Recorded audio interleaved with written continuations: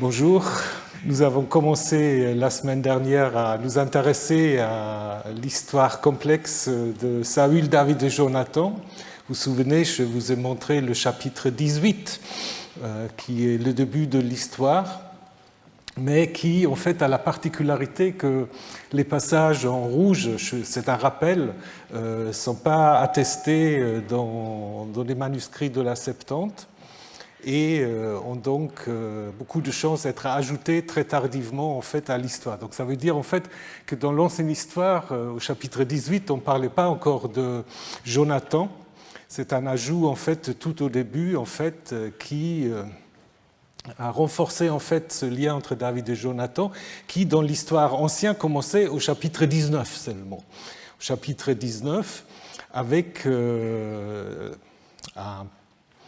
un projet de Saül de tuer David. Donc ça, vous vous souvenez, ça s'est déjà mal passé au chapitre 18. Saül avait déjà fait toutes sortes de tentatives. Il l'avait mis dans son armée de sorte qu'éventuellement il sera tué dans le champ, etc.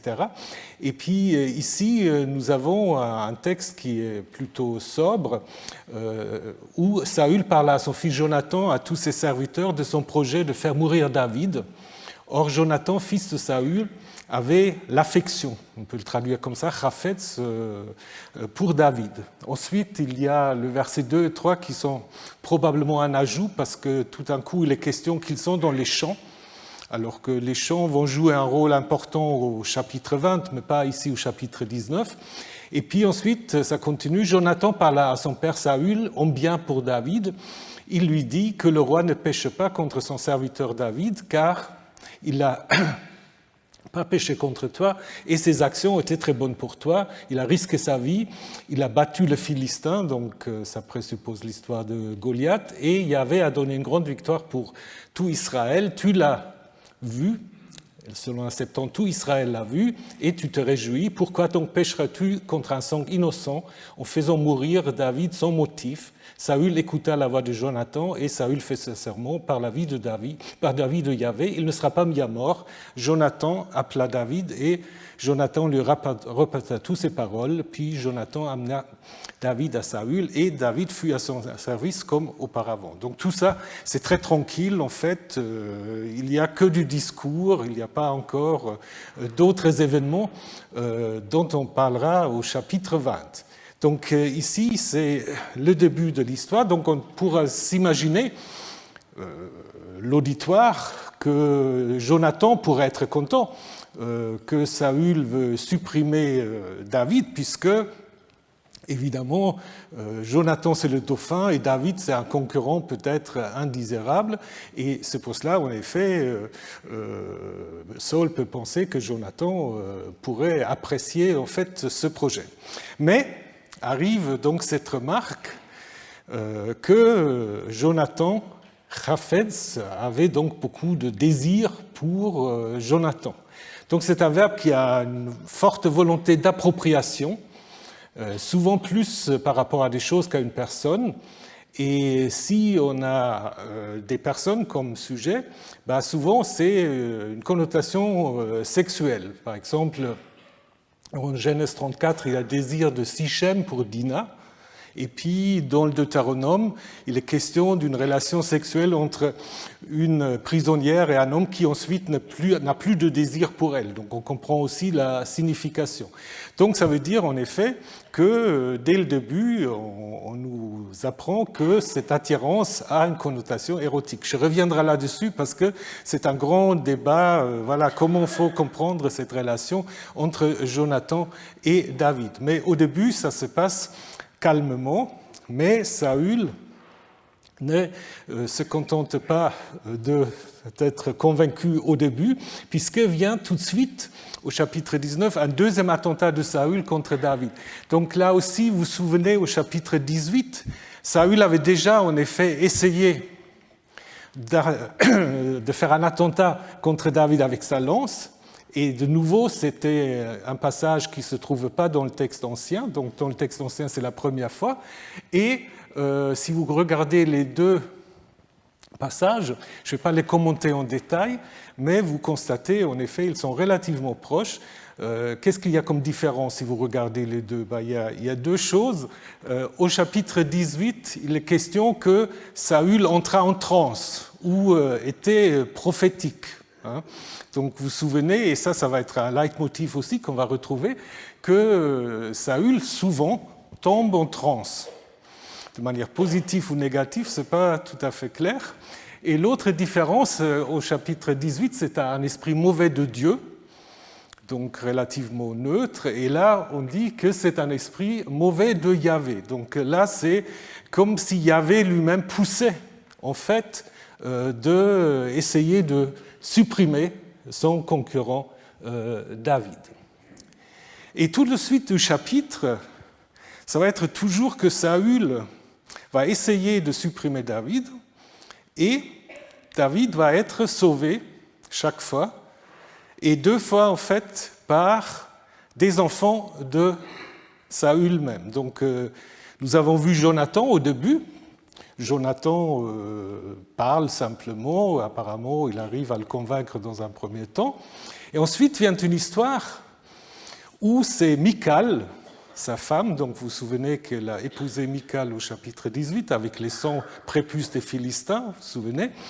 Et donc là, maintenant, suite à cet attentat qui n'a pas marché, Saül envoyait des émissaires à la maison de David pour le garder et le faire mourir le lendemain matin. C'est-à-dire, donc, ils se posent devant la maison, et puis le matin, ils sont censés entrer dans la maison. Michal, femme de David, l'en informa et lui dit « Si tu ne sauves pas ta vie cette nuit, demain tu seras mis à mort. » Michal fit descendre David par la fenêtre. Ça vous rappelle quelque chose? Non? Voilà, Jéricho, c'est Rahab, n'est-ce pas? Et après, dans le Nouveau Testament, on va reprendre ça avec l'apôtre Paul à Damas, mais ça, c'est qu'une simple reprise, comme d'ailleurs presque tout le Nouveau Testament n'est qu'une reprise de l'Ancien, mais ça, c'est un autre sujet. Donc, Michal fit descendre David par la fenêtre, il prit la fuite et fut sauvé. Michal prit alors le téraphim, le plaça sur le lit et du filet en poil de chèvre, elle fit le chevet et mit dessus une couverture. Saül envoya des émissaires pour arrêter David. Elle dit « Il est malade ». Et Saül envoya encore des émissaires pour voir David. Il leur dit « Apportez-moi dans son lit pour le faire mourir ». Les émissaires entrèrent. Le téraphim était sur le lit avec le filet en poil de chèvre à son chevet. Et Saül dit à Michal « Pourquoi m'as-tu trompé ainsi ? Tu as laissé partir mon ennemi et il s'est sauvé. » Michal dit à Saül, c'est lui qui m'a dit, laisse-moi partir, pourquoi devrais-je te faire mourir? Voilà, donc là c'est Michal qui prend parti pour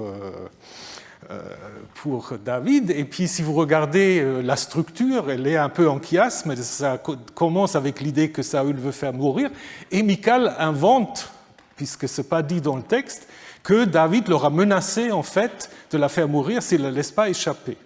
Mais ça, ce n'est pas du tout dit dans le texte, donc c'est une manière en fait de se dédouaner par rapport à son père, probablement.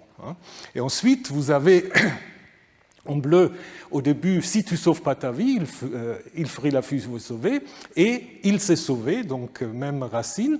Ensuite, on trouve deux fois le téraphim et les deux émissaires qui viennent au milieu. Alors, donc, comme l'a déjà vu, cet épisode d'abord met en parallèle Michal avec Jonathan dans le sens que c'est les deux enfants de Saül qui, en fait, vont se mettre du côté de David. Mais il y a aussi, évidemment, un lien, comme on l'a vu, avec Rahab dans l'histoire de Josué. Donc on peut imaginer que vous avez une maison comme sur cette image, avec une fenêtre, une ouverture qui donne soit à l'extérieur de la ville ou dans une ruelle qui n'est pas gardée par les émissaires de Saül. Alors, pourquoi ça se passe la nuit? Certains ont voulu voir une allusion à début, certains pensent que ça aurait été la nuit des noces, mais ça, ce n'est pas dit. Parce qu'il y a des histoires, la nuit de noces est toujours compliqué et dangereux, mais je pense que c'est un peu une surinterprétation. Je pense que simplement, il y a une allusion, j'imagine, à l'histoire de Josué 2, avec la différence que Rahab va cacher les espions et prétend qu'ils sont partis, alors que Michal fait partir David et prétend qu'il est là, en déguisant le téraphim comme si c'était David. Alors c'est quoi un téraphim? Voilà, alors normalement c'est un pluriel, ici c'est utilisé comme un singulier, on le trouve 15 fois dans la Bible hébraïque, toujours au pluriel, mais ici téraphim est utilisé en singulier. Donc on ne sait pas, il y a une discussion sur l'étymologie, est-ce qu'il y a un lien avec le hittite tarpish, qui sera une sorte d'esprit, esprit ou un démon, ou plus probablement, il me semble, avec la racine Rapha qu'on trouve aussi à Ougarit avec les ancêtres divinisés, les Rapiuma, et c'est probablement le cas. Alors on peut imaginer ce téraphim un peu comme les statuettes égyptiens qu'on appelle les chaptis ou les ushtbis, mais c'est en effet des serviteurs un peu virtuels qu'on donne aux personnes de statut importante pour les enterrer. Donc je pense que ce n'est pas tout à fait comparable. Il s'agit plutôt des statuettes qui symbolisent d'une manière ou d'une autre les ancêtres défunts. C'est probablement ça le cas. Apparemment avec des tailles différentes, parce qu'il y a un texte que vous connaissez peut-être, en Genèse 31, quand Jacob avec ses femmes se sépare de Laban, Rachel aussi va voler les téraphim de son père, elle va s'asseoir dessus. Et donc là c'est plus petit probablement. Ici le fait que Michal déguise le téraphim comme si c'était le David malade, donc ça imagine quand même c'est une statue un peu plus importante. Et ce qui est intéressant, dans certains textes, ces téraphim sont en effet en lien avec de la divination. Je vous cite ce texte de Zacharie, « Les paroles des téraphim sont malfaisantes, les divins ont des visions mensongères ». Donc apparemment, et puis gardez ça en tête, puisqu'on va parler après de Saül, la nécromancienne. Et là, il y a quelque chose qu'on peut sans doute lier d'une manière ou d'une autre. Donc on peut se poser la question, si c'est un récit un peu récent, si nous n'avons pas affaire à une sorte de critique aussi des téraphim, parce qu'on les traite un peu de manière peu respectueuse. En Genèse 31, Rachel s'assoit dessus, disons, sur le chameau. Et puis, ici, on en fait une sorte de déguisement pour simuler le David malade. Donc, ça montre en effet qu'il n'y a pas beaucoup de respect pour ces téraphim. Donc, ça pourrait indiquer que c'est en effet un texte qui veut se moquer un peu de ces statues. Alors, ce qui est intéressant aussi, c'est que contrairement à sa réaction vis-à-vis de Jonathan, dans le chapitre suivant, où Saül va se fâcher parce que Jonathan va trouver un autre subterfuge. Ici, il n'y a aucune réaction de Saül. Le rédacteur, en fait, ne porte pas de commentaire de Saül par rapport au subterfuge de sa fille. Voilà. Et après, avant le chapitre 20, il y a un épisode encore très bizarre où on a pour la première fois, en fait, le triangle David, Saül et Samuel. Ça va vous étonner aussi un tout petit peu. Pourquoi? Bon, je vais vous le lire et puis vous réfléchissez. David avait pris la fuite et s'était sauvé. Il arriva chez Samuel à Rama, il informa tout ce qu'il avait fait Saül. Lui et Samuel allèrent habiter à Naïoth ou à Navid. On vient de dire à Saül, voici que David est au Naïoth Rama. Saül envoya des messagers pour s'emparer de David. Ils virent le groupe des prophètes en train de prophétiser ou d'être en transe et Samuel debout à leur tête. Un esprit de Dieu, à nouveau, un esprit de Dieu vint sur le messager de Saül, ils entrèrent en transe où ils se mirent à prophétiser, eux aussi. On le rapporta à Saül et il envoya d'autres messagers. Ils entrèrent en transe, eux aussi, se mirent à prophétiser. Saül envoya un troisième groupe de messagers, ils entrèrent en transe et ils se mirent à prophétiser, eux aussi. Il partait lui-même pour Rama, il parvint à la grande citerne qui se trouve à ses coups. Il demanda où sont Samuel et David, on lui dit au Naïoth de Rama. Il se rendit là-bas au Naïoth de Rama, un esprit de Dieu vint sur lui aussi, il s'en alla en état de transe ou en prophétisant jusqu'à son arrivée au Naïoth de Rama. Il se dépouilla de ses vêtements, il fut en transe où il prophétisa lui aussi devant Samuel. Il tomba nu et resta ainsi toute la journée et toute la nuit. C'est pourquoi on dit « Saül est-il aussi parmi les prophètes ?» Et David prit la fuite de Naïoth de Rama. Alors, est-ce que ça vous rappelle quelque chose? On avait déjà vu en fait cette rencontre de Saül et des prophètes avec ce proverbe ou cet adage « Saül est-il aussi parmi les prophètes » vous vous souvenez. Ici, le texte est assez curieux puisque on avait dit au chapitre 15 que Samuel ne revit plus Saül jusqu'au jour de sa mort. Donc là, quelqu'un a soit oublié ou pensé que c'était suffisamment important quand même de le faire réapparaître. Et donc, il faut se poser la question de la date et des fonctions de cet ajout. Première chose qu'on peut dire, que Saül apparaît là vraiment presque comme le roi perse qui a en fait toute une organisation de renseignements. Il a des émissaires suffisamment nombreux qu'il peut en envoyer 3, un peu comme ses agents secrets, donc ça fait plutôt penser au roi perse. C'est le seul texte, comme je vous ai dit, qui présente en fait Saül, David et Samuel ensemble. Et, autre particularité, nulle part ailleurs, il est dit que Samuel est le chef d'un groupe de prophètes. Samuel est toujours seul. Tout d'un coup, il est entouré d'un groupe de prophètes. Et ça fait penser à des prophètes comme Élie ou Élisée, qui sont apparemment des patrons en fait, d'un groupe de prophètes qui habitent ensemble. Et apparemment, on veut présenter Samuel comme un peu le premier de ce type de prophète. Donc, probablement, un texte qui vient du début de l'époque perse. Ce n'est pas un texte deutéronomiste parce que les textes sur Élie et Élisée ont été insérés dans l'histoire deutéronomiste plus tard. C'est peut-être en effet déjà pour préparer l'apparition de ces prophètes dans les livres des rois. Et ce qu'on peut également encore observer, cet adage qui apparemment était quand même un adage qui circulait. Saül est-il parmi les prophètes? Parce qu'on le trouve 3 fois. Donc ce n'est pas un rédacteur qui l'a inventé. Donc apparemment, il y avait une tradition sur Saül. Est-il parmi les prophètes? Donc apparemment, c'est quelqu'un qui, voilà, on se posait, je vous ai déjà dit, on se posait toutes sortes de questions, quels problèmes il pouvait avoir, de l'épilepsie ou d'autres, mais ça peut-être il faut être prudent avec de telles spéculations. Mais il y avait quelque chose autour de ça.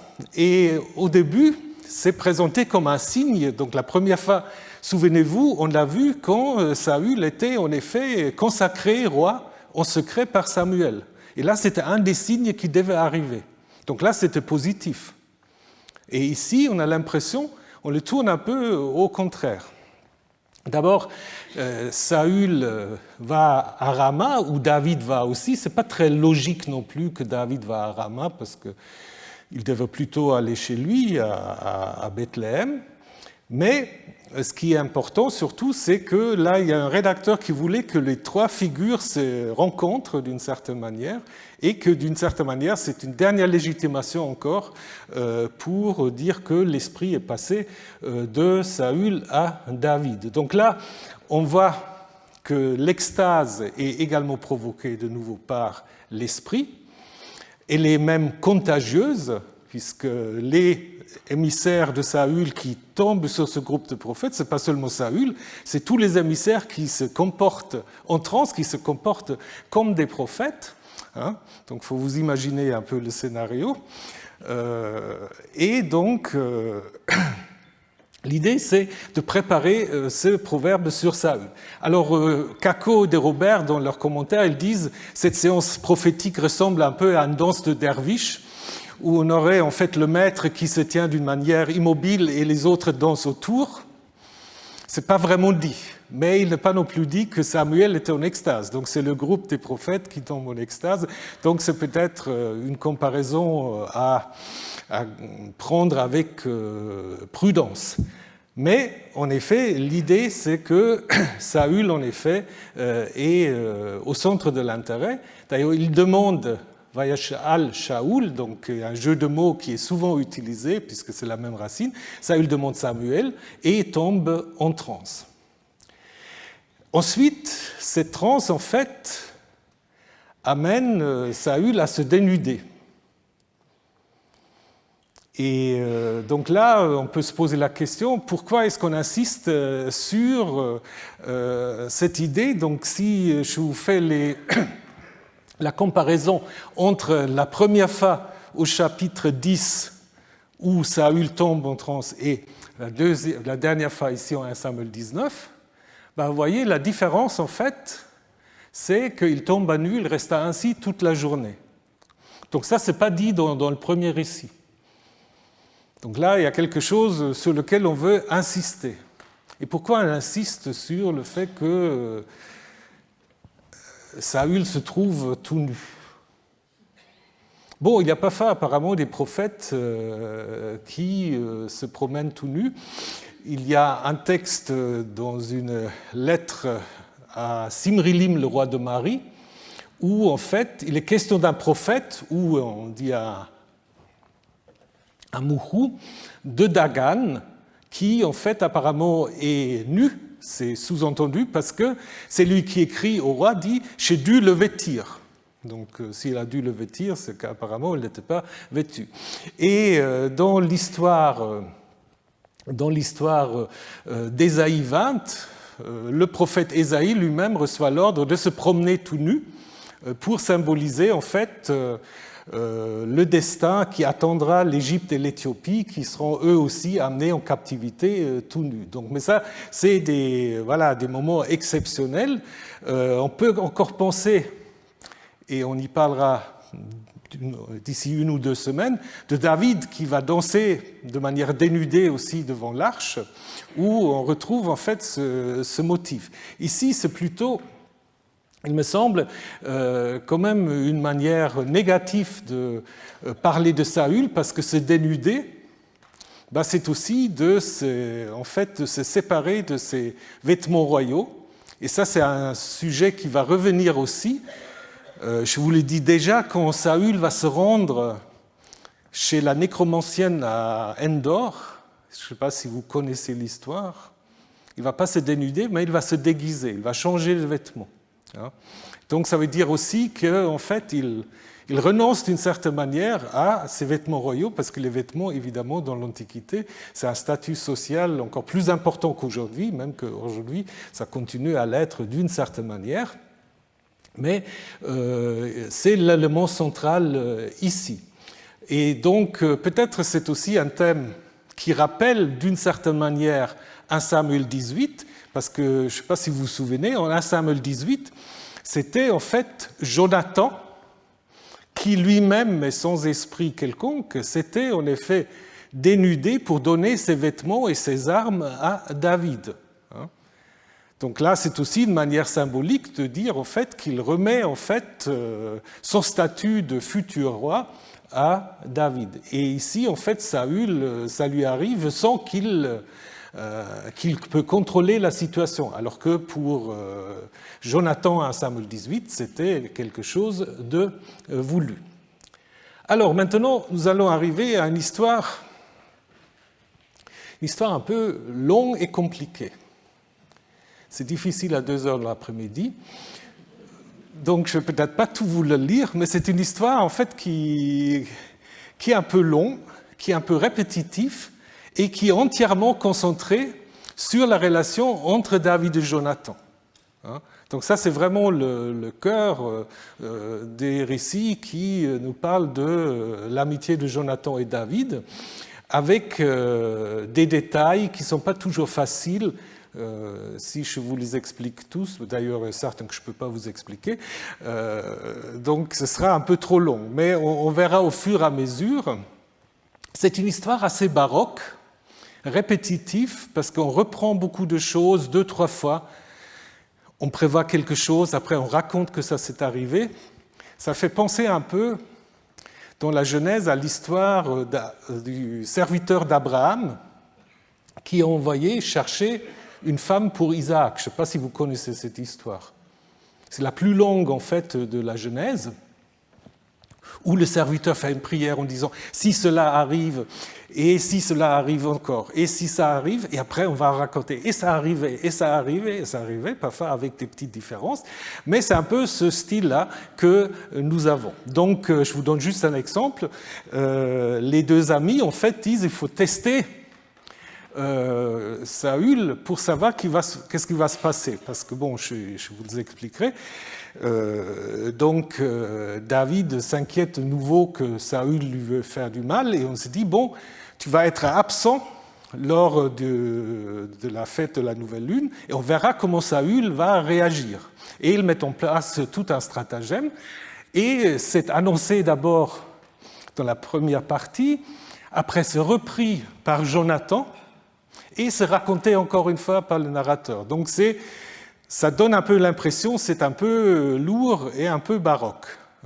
Et donc, c'est peut-être aussi une indication que c'est peut-être encore un autre auteur, parce que c'est un style assez particulier par rapport aux autres récits qui sont beaucoup plus courts et beaucoup plus nerveux d'une certaine manière. Ici, on est un peu dans la longueur. Donc, la structure est la suivante. D'abord, on se trouve, on ne dit pas trop, mais on se trouve apparemment dans la maison de Saül ou à Gibéa, quelque part, et où c'est David et Jonathan qui se retrouvent et qui s'inquiètent en effet des intentions de Saül. Ensuite, on est dans la campagne, les deux amis vont à la campagne, concluent encore une fois une alliance et en fait se mettent d'accord sur un signe pour que Jonathan puisse avertir David des intentions de Saül. Après, on se retrouve dans la maison de Saül, avec Saül, Avner qui ne joue aucun rôle mais qui est mentionné ici, donc le général, et Jonathan. Et Saül découvre que Jonathan protège David, se met très en colère, donc un texte important. Et puis, on se retrouve encore une fois dans la campagne avec d'abord le signe des flèches, dont je vais vous parler dans un instant, et ensuite la séparation de David et Jonathan, qui donne l'impression que c'est la dernière fois que les deux amis se voient. Alors ce n'est pas tout à fait vrai, mais ça fait partie aussi de la complexité rédactionnelle du récit. Donc je ne vais pas vous lire tout le récit, parce qu'il est long. Vous avez tous des Bibles à la maison ou ici, donc vous regardez. Donc l'idée, c'est d'abord que maintenant c'est David qui s'inquiète des intentions de Saül et puis demande en fait à Jonathan de lui être royal. Et puis il propose en fait un stratagème. Demain c'est la nouvelle lune, au verset 5. Moi je devrais m'asseoir avec le roi pour manger. Mais tu me laisseras partir, je me cacherai dans la campagne, 3 fois, ou au 3e, ce n'est pas tout à fait clair.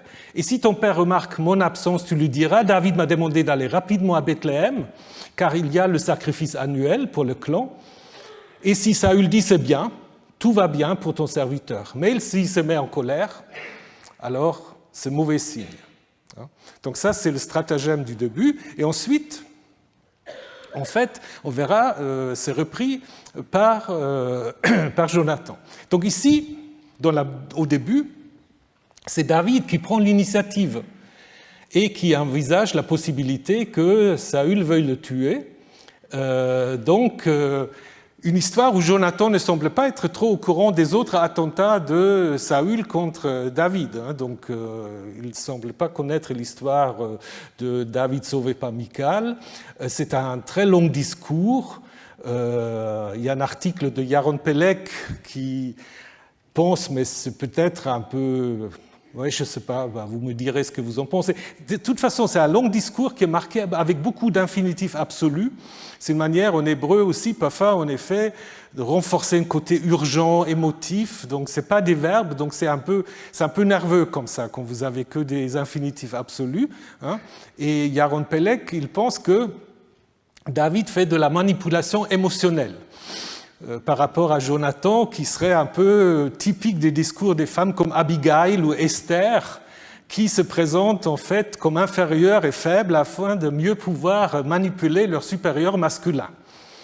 Je ne sais pas si ça marche toujours, mais donc l'idée en fait de Peleg, c'est de dire en fait que David se présente ici, ou disons prend un peu ici un rôle de femme en disant « moi je suis sous tes ordres, mais fais ceci, fais cela ». De toute façon, ça va marcher puisque dans la deuxième scène, qui est dans la campagne, Jonathan va en effet adopter cette stratégie. Donc, mais d'abord, il est question de la fête de la nouvelle lune, donc fête mensuelle, et c'est une fête apparemment bien attestée dans la Bible. Ça peut se passer au sanctuaire. Nombre 28, un texte récent, donne une liste de sacrifices pour cette fête, ce qui montre que ce n'est pas simplement une coutume ancienne. Certains pensent qu'à l'origine, le fête de la nouvelle lune et le Shabbat, c'était la même chose. Parce qu'en Amos chapitre 8, vous avez une mise en parallèle. Quand la nouvelle lune sera-t-elle passée, afin que nous puissions vendre du blé, donc apparemment la nouvelle lune ne fait pas de commerce, quand finira le Shabbat, afin que nous puissions ouvrir le grenier. Donc certains pensent qu'en effet, à l'origine, c'était la même chose, et puis le Shabbat est devenu une fête différente de la fête de la nouvelle lune. Donc cette fête a probablement duré 2 jours, ce qui explique cette idée du 3e jour, disons, on commence la veille de la fête, et David veut être absent 3 jours, veut rester caché 3 jours, et donc c'est ce qui va en effet se mettre en place ensuite.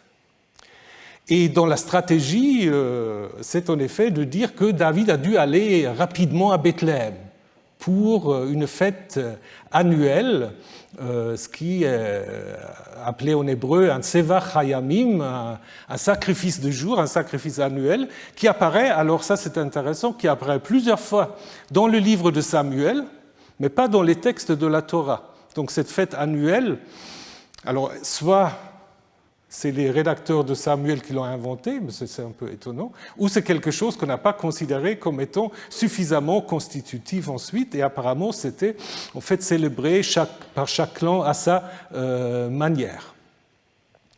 Donc maintenant, en effet, le verset 8 qui dit « Agis avec loyauté à l'égard de ton serviteur, puisque c'est dans une alliance de Yahvé que tu m'as fait entrer.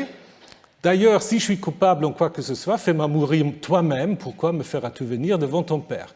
Donc ça, évidemment, cette alliance, ça fait allusion à la première alliance qu'ils ont conclue au chapitre 18, et c'est pour cela c'est possible, si c'est un texte plus ancien, que ce verset 8 a été ajouté pour faire le lien avec le chapitre 18. Ensuite, donc, les deux amis vont se rendre à la campagne. Donc, sortons à la campagne, ils sortiront donc tous les deux dans la campagne. Donc là aussi, je ne vais pas vous lire l'ensemble de ce texte. Comme je vous ai dit, Jonathan va prendre en fait pour lui le stratagème que David lui avait proposé, en disant il y a un signe en fait qu'il va mettre en place. Il ira après à la campagne avec son valet, il tirera des flèches, et puis selon ce qu'il dira au valet, les flèches sont plus loin ou ils sont derrière toi. C'est un signe en effet pour que David sache ce qui s'est passé. C'est pas hyper logique non plus l'affaire, parce que bon, il aura pu aussi lui dire tout simplement. Ce qui est écrit ici en italique, N'est-ce pas, tant que je reste en vie, tu devras agir envers moi avec loyauté de Yahvé, et si je meurs, n'est-ce pas, tu devras jamais retirer à ma maison ta loyauté, etc. Maintenant, c'est en effet Jonathan qui demande la loyauté à David et qui prévoit déjà, en fait, qu'il va mourir. Donc, c'est probablement un ajout qui, en fait, annonce déjà la mort de Jonathan. Et au verset 17, c'est un terme clé, un verset clé. Jonathan fit encore prêter serment à David dans son amour pour lui. Oui, il l'aimait comme lui-même. Donc en fait, en hébreu, c'est 3 fois la racine ahav. Donc dans son amour, il l'aimait avec l'amour de son âme, littéralement. Donc les deux amis vont à la campagne, qui est un endroit idéal pour toutes sortes de choses, conspirations et d'autres qui doivent rester secrètes. On est moins surveillé à la campagne. Et donc il y a cet article de Sylvia Schreur et Thomas Stäubli que je voudrais citer, qui disent en effet, la campagne c'est aussi le lieu privilégié des amoureux. Dans le Cantique des Cantiques, les amoureux vont se retrouver à la campagne, ils vont quitter la ville pour aller à la campagne, et donc suggèrent dans leur article que c'est aussi cette connotation qui est sous-entendue. C'est difficile vraiment parce que la campagne est un lieu où se passe beaucoup de choses, ça c'est vrai, mais donc ce qui est quand même important, c'est le verset 17 dont je vous ai déjà parlé. Et donc, il y a à la fois la question, et c'est souvent le problème avec l'histoire de David et Jonathan, vous avez à la fois une question de loyauté, une question politique aussi, et vous avez des connotations érotiques. Vous avez un peu les deux choses qui sont toujours un peu combinées. Et donc, l'alternative l'un ou l'autre est peut-être trop forcée. Donc, maintenant, comme je vous ai dit, on invite David, c'est lui qui avait demandé la loyauté, maintenant c'est Jonathan qui demande la loyauté. Donc l'idée c'est qu'on prépare un signe avec des flèches, et ça c'est intéressant parce que les flèches peuvent aussi servir à des divinations. Donc il y a 2 textes dans la Bible que je vous ai marqués, 2 Rois 13 et Ézéchiel 21, selon où les flèches vont se mettre. Ça signifie ceci et cela. Donc il y a peut-être une reprise de cette idée qu'il y a un lien entre tirer les flèches et la divination. Alors maintenant arrive la scène centrale presque de l'histoire, c'est que Saül se rend compte du subterfuge. Donc là peut-être je vais vous le lire. La nouvelle lune arrive et le roi s'assit à table pour manger. Le roi s'assit sur son siège comme les autres fois, sur le siège contre le mur. Il se place face à Jonathan. Alors, dans le texte massorétique, on dit « Jonathan se leva », ce qui n'est pas très logique parce que Jonathan va se lever tout à la fin. C'est peut-être une erreur. Donc, Avner s'était assis à côté de Saül. La place de David resta vide. Saül ne dit rien ce jour-là, car il se disait « c'est un accident, il n'est pas pur ».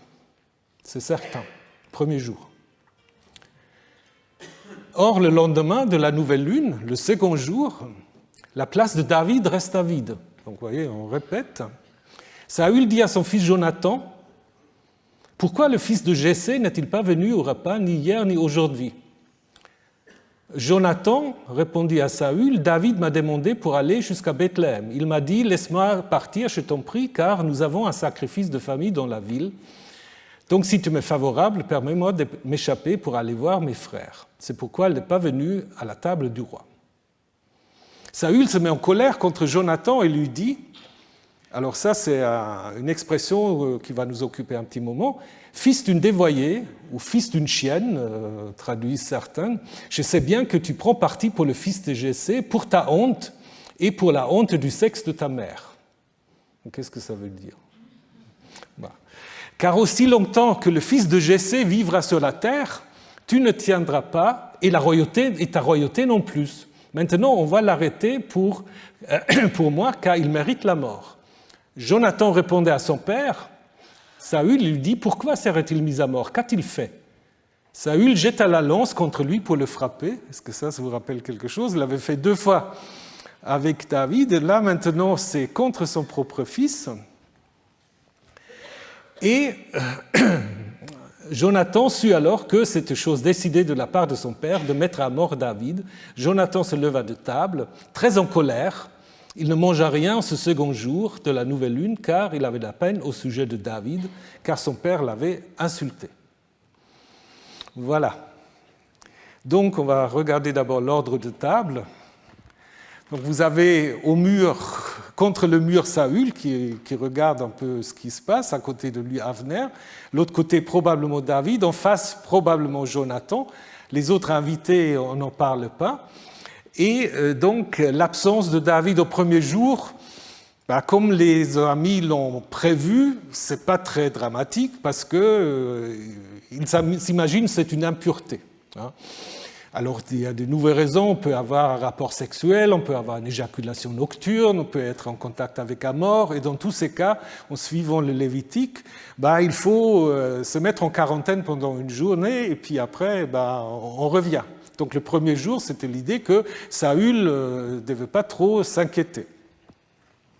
Alors le deuxième jour de la fête, Saül se rend compte de l'absence de David, que c'est autre chose. Et donc le mensonge de Jonathan qui dit « il est parti à Bethléem » ne réussit pas à le calmer. Et donc du coup, il y a cette insulte, fils d'une dévoyée, difficile à traduire.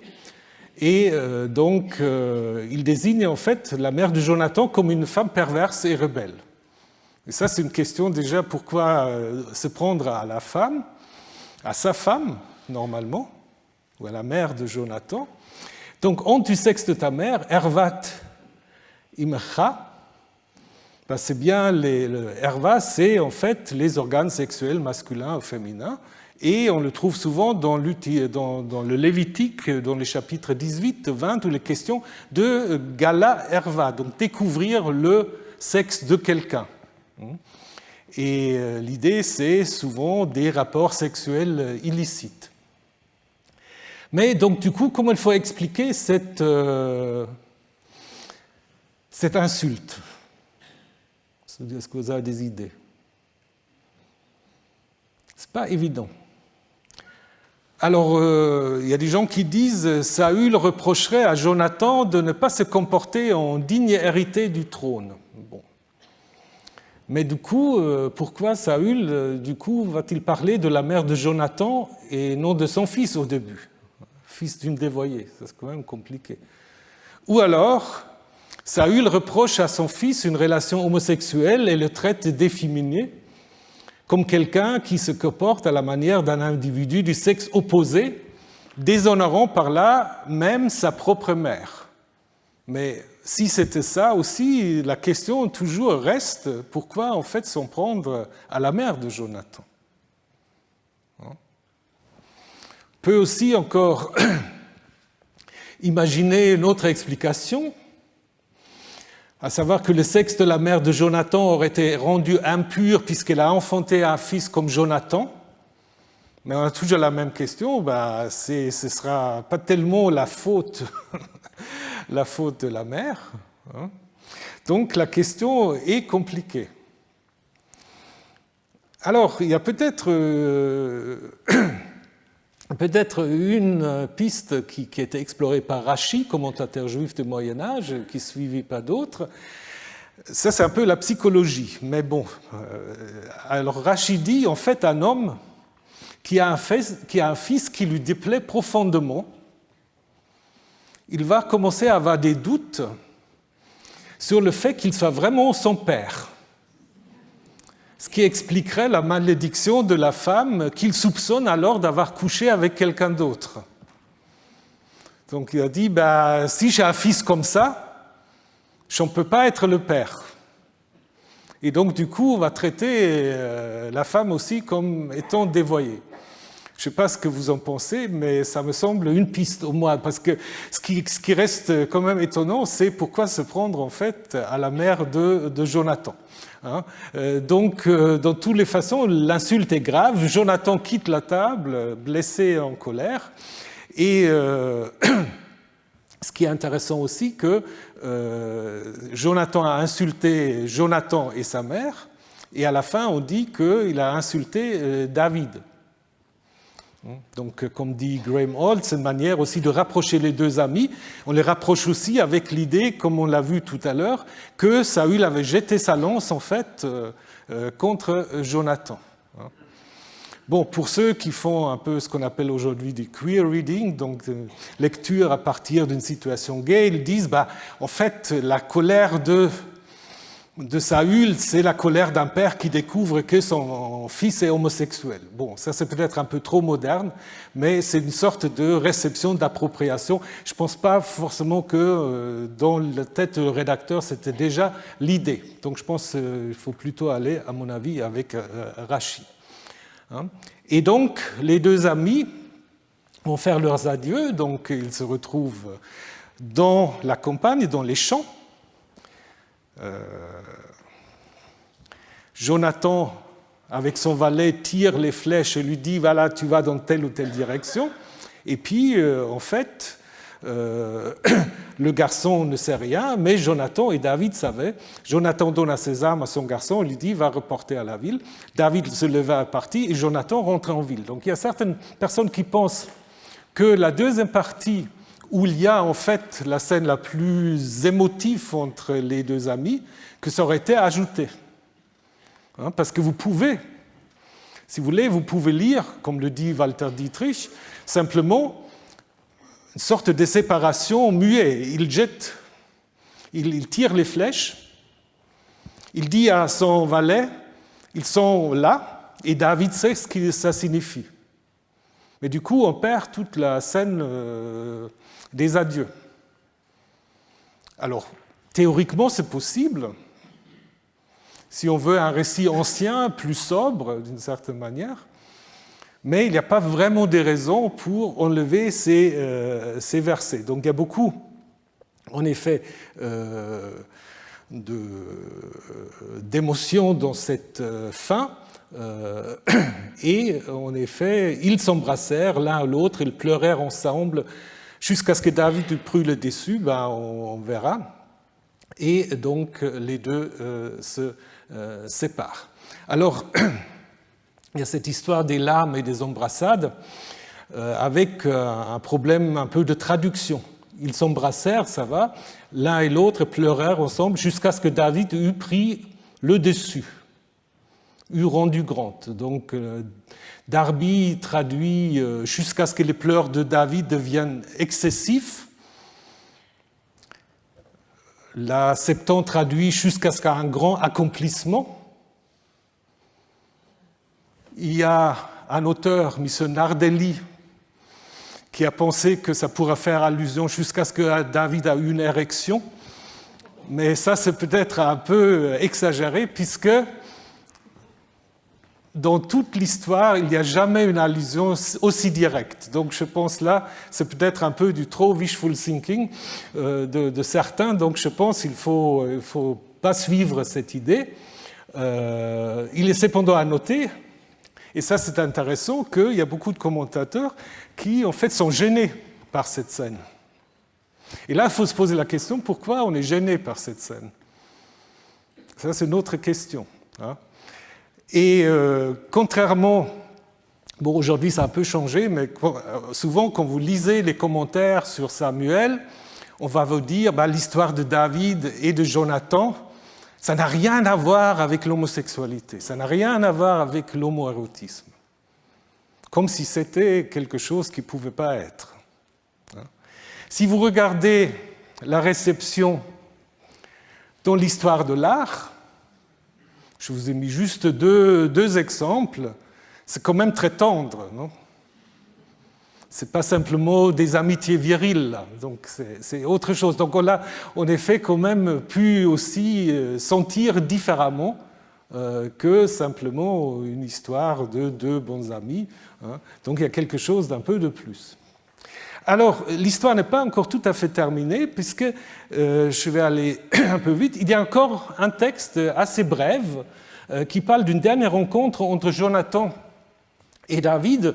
Donc, il y a toute Pour ceux qui aiment la géographie, c'est magnifique ces chapitres-là parce que David se déplace constamment dans le désert, on ne sait jamais exactement où il est, et puis Saül essaie de l'attraper. Et curieusement, Jonathan sait facilement où il se trouve, donc il vient de le voir ici à Horesh, dans le désert de Tsif. Et lors de cette rencontre, en fait, il est dit, Jonathan, fils de Saül, se met en route à la trouver David à Horesha. Il encourra David au nom de Dieu. Il lui dit, n'aie pas peur, la main de mon père Saül ne t'attendra pas. C'est toi qui régneras sur Israël. Moi, je serai ton second. Même Saül, mon père, le sait bien. Ils conclurent tous les deux une alliance devant Yahvé. David demeura à Horesha et Jonathan s'en alla chez lui. Donc, c'est un ajout sans doute qui renforce encore une fois l'idée que Jonathan reconnaît que la royauté passe par David.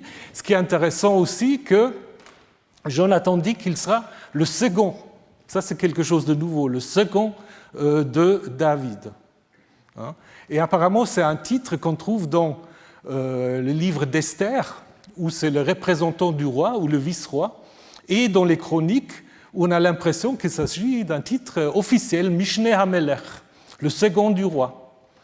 Si vous prenez les livres Esther et Chroniques, on est quand même là plutôt à l'époque hellénistique, donc c'est certainement un ajout assez récent qui est fait et qui reprend encore une fois l'histoire de l'alliance de 18-3, donc vous vous souvenez, Jonathan fit une alliance avec David, avec en effet, je ne sais pas si vous vous souvenez, avec une grammaire un peu compliquée, parce qu'on a Vayikrot Yehonatan ve David berit.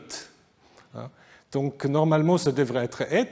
Et là le texte en fait va corriger en disant en fait ils conclurent tous les deux, parce que normalement une alliance, un traité, un pacte, c'est imposé par un supérieur à un inférieur. Et là en fait on veut insister sur l'idée que c'est les deux qui sont au même niveau, même si Jonathan dit qu'il est second, puisqu'il est dit « Vayikretu shenehem berit ». Donc les deux, eux deux, ensemble, concluent cette alliance.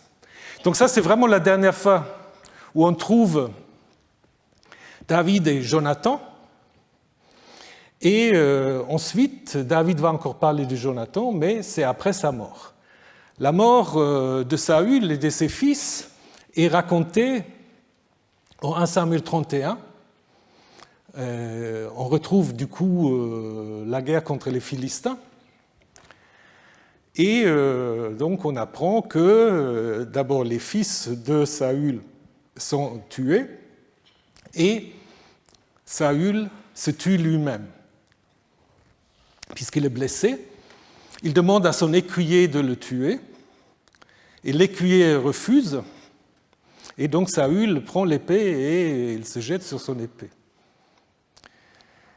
Alors, c'est intéressant si on fait de l'intertextualité, parce que tout au début de l'histoire, David arriva à la cour à la fois comme musicien, mais aussi comme écuyer de Saül. Donc il aura pu être à la place de cet écuyer, ce qui évidemment n'est pas le cas, mais il est quand même aussi lié à l'armée des Philistins. Mais ça, on va le voir un peu plus tard, la semaine prochaine. Et donc, David apprend la mort de Saül et de Jonathan.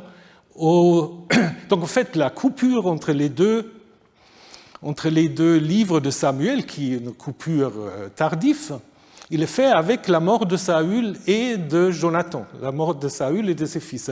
Ça conclut, en fait, la première partie. Et le deuxième livre de Samuel, en fait, va s'ouvrir avec l'histoire après. Donc David qui devient maintenant, il a la voie libre, presque la voie libre, parce qu'il y a un descendant de Saül. Mais donc le deuxième livre commence avec en effet l'apprentissage de la mort de Saül et de Jonathan par David. Et là c'est un texte aussi très, très curieux, puisque d'abord il y a simplement un homme qui arrive, qui lui dit que voilà, ils sont morts, et puis tout d'un coup il y a tout un texte où le Ish devient un Nahar, un jeune homme, Et le jeune homme dit, j'étais là, en plus le jeune homme c'est un Amalécite. Vous vous souvenez des Amalécites? C'est un Amalécite, et voilà, il m'a dit, qui es-tu? Je dis, je suis un Amalécite. Il m'a dit, tiens-toi près de moi et donne-moi la mort, car je suis pris de malaise, bien que j'ai encore tout mon souffle. Je me suis tenu près de lui, je lui donnais la mort, parce que je savais qu'il ne vivra pas après sa chute. Et voilà, j'ai pris le diadème qu'il avait sur sa tête. On n'a jamais entendu parler d'un diadème de Saül sur sa tête, donc on voit aussi que, voilà, on est là aussi dans des ajouts. Et je les ai apportés ici à mon Seigneur. Et David est très en colère, il le fait tuer, ces Amalécites.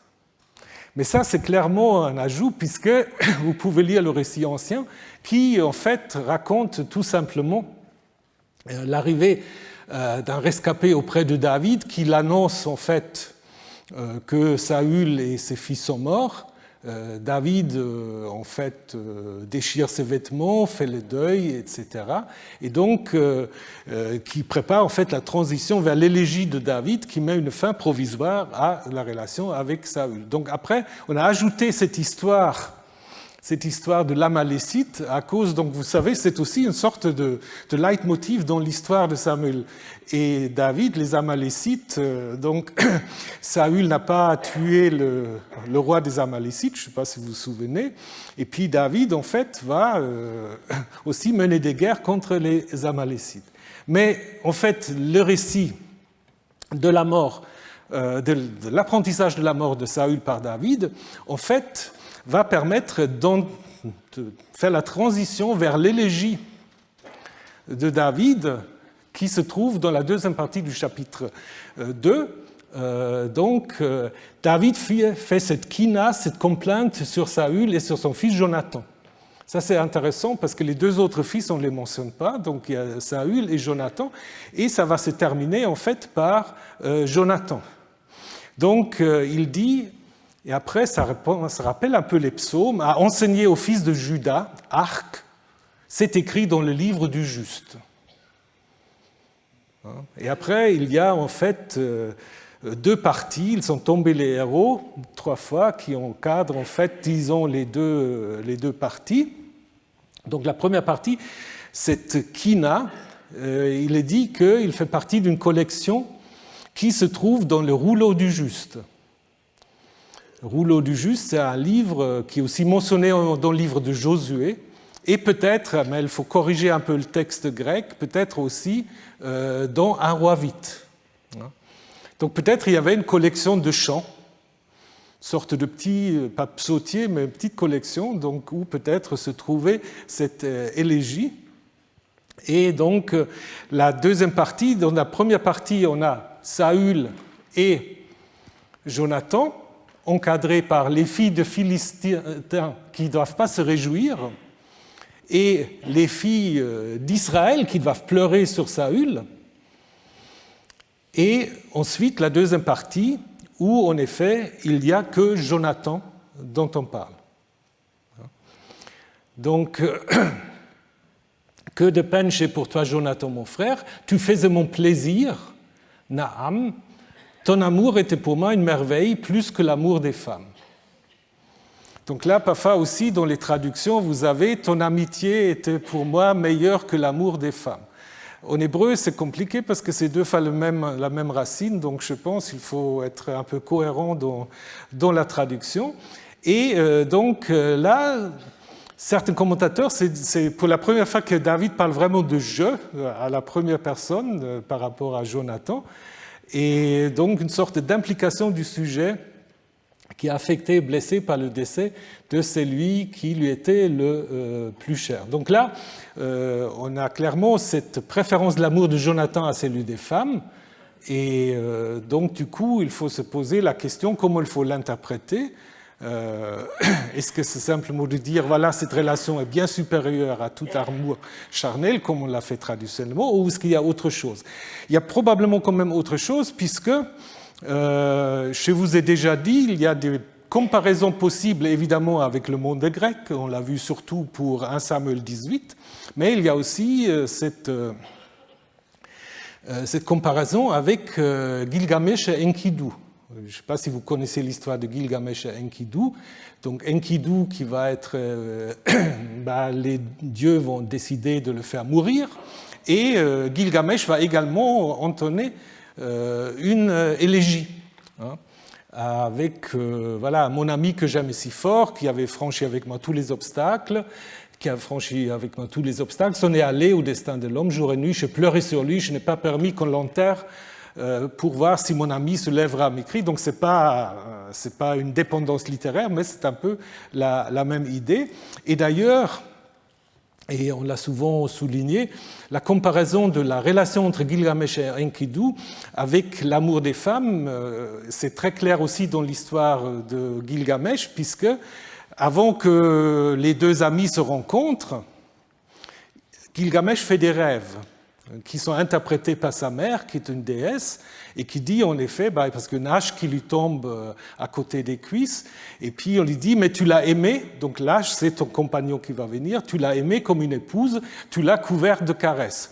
Donc là aussi, on ne peut pas dire que c'est simplement une amitié virile, donc il y a aussi là une dimension érotique qui est présente. Donc du coup, la question, et puis je vais m'arrêter avec ça, la question de savoir si ces relations peuvent être qualifiés d'homosexuels, c'est une question un peu anachronique. L'homosexualité est une invention en fait, du XIXe siècle.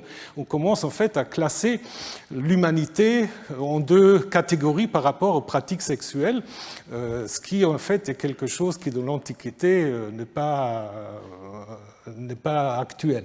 Donc, ce qui est intéressant dans Gilgamesh et Enkidu, mais aussi dans certains textes grecs ou ici dans David et Jonathan, c'est que ces relations peuvent être en effet empreintes d'émotions, de tendresse qui traditionnellement on dit réservées aux femmes, mais on voit que ce n'est pas en effet une manière de voir les choses. Donc certains parlent en fait de liminalité, c'est-à-dire de trouver en fait, parce qu'évidemment Jonathan et David ont des femmes, donc ce n'est pas une relation exclusif, hein, mais en même temps, on laisse un espace aussi pour une relation, voilà, comment dire, teintée de tendresse. Et donc, ce n'est pas simplement une complicité politique, théologique, par rapport à la loyauté, par rapport à qui va devenir le prochain roi, mais il y a aussi quand même des sentiments d'amour qui sont inclus dans cette relation. Voilà, la semaine prochaine, nous allons partir à Endor chez la sorcière, qui n'en est pas une, évidemment, et donc nous faisons une petite pause maintenant, et nous avons donc ensuite le séminaire qui va en effet être mené par Jan Ruckel, qui va nous parler de la dynastie davidique. Donc on est tout à fait dans le sujet. Voilà, alors bonne semaine à ceux qui partent et à tout de suite.